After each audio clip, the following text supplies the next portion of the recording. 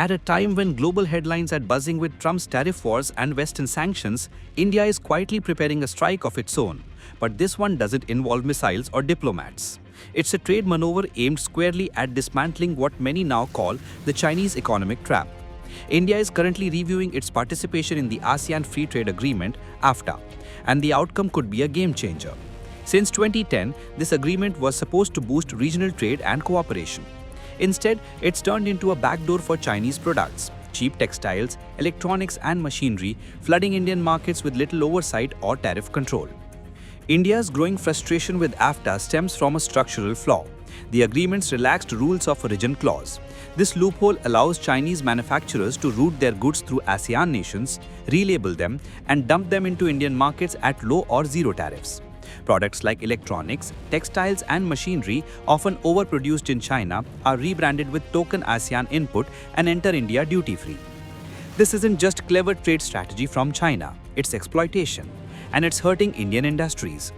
Over the past decade, India's trade deficit with ASEAN has surged from $5 billion in 2010 to more than $44 billion in 2022-23.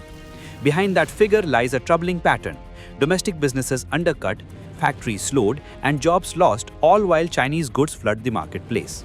India's deficit with China itself has reached an alarming $99.2 billion.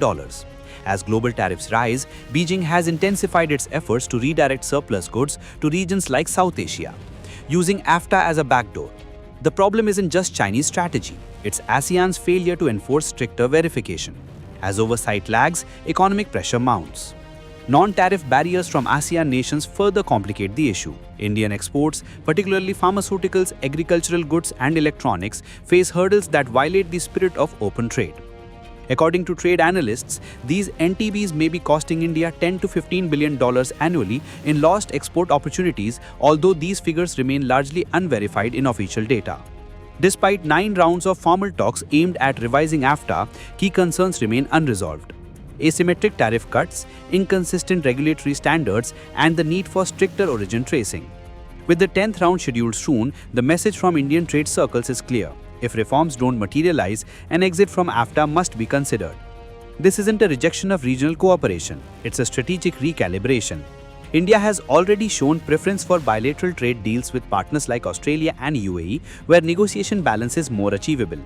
In contrast, AFTA has increasingly become a channel for India to absorb the costs of China's overproduction. By positioning the exit as a corrective move, not a retreat, India is shifting from passive liberalization to active trade realism. It's a decision anchored in economic protectionism, but not isolation. The goal is to stem unfair inflows, rebuild domestic competitiveness, and establish India as a rules-based participant, not a silent enabler.